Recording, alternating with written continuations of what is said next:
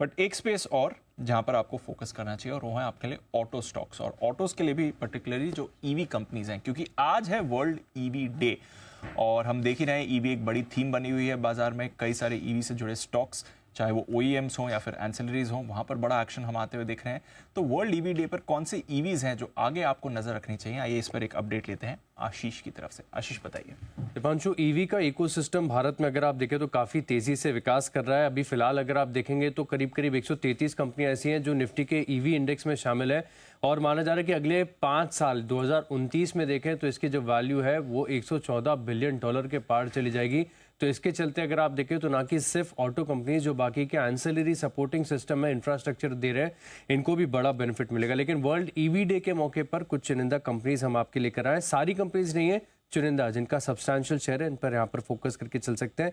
सबसे पहले अगर आप देखें तो टाटा मोटर्स, क्योंकि भारत में अगर आप किसी 4 व्हीलर को सबसे ज़्यादा इलेक्ट्रिक व्हीकल के तौर पर देखते हैं तो वह टाटा की नेक्सॉन सबसे ज़्यादा बिकती है और लगातार अगर आप देखें तो एक्सपांशन करते जा रहे हैं। मिसाल के तौर पर अगर आप देखें तो टिगोर ईवी है, टियागो ईवी है, पंच ईवी है, तो इनके जो लॉन्चेस है इनको रिस्पांस भी काफ़ी बढ़िया है और 4 व्हीलर व्हीकल्स में अगर आप देखें तो इनकी पकड़ भी काफ़ी ज़्यादा बढ़ती जा रही है।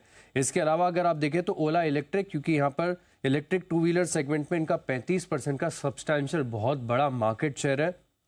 JBM auto, Olectra green tech, ये 2 स्टॉक भी आप अपने रडार पर रख के चल सकते हैं, क्योंकि राज्य सरकार लगातार अगर आप देखें तो जो पुरानी स्टेट ट्रांसपोर्ट की बस है अब धीरे धीरे इन्हें इलेक्ट्रिक व्हीकल से बदलती जा रही, रिप्लेस कर रही है। तो इनको काफ़ी बड़े ऑर्डर्स मिले जो अगले 5-7 साल में सप्लाई करते हुए नजर आएंगे। इसके अलावा अगर आप देखें तो जो एंसिलरी स्पेस है ये बहुत ज़्यादा इंटरेस्टिंग है।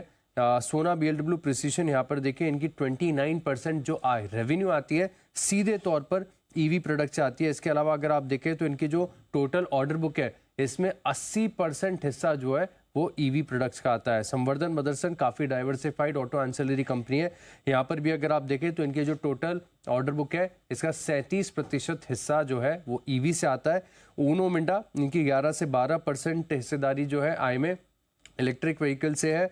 और एलिकॉन कास्टलॉय, ये भी एक छोटी कंपनी है जो आप अपने रडार पर रख के चल सकते हैं, जो कि JLR के लिए देखें तो बैटरी हाउसिंग बनाती है, तो इस पर फोकस करेंगे। 10% फिलहाल इनकी टोटल आय का कंट्रीब्यूशन जो है ईवी से आता है।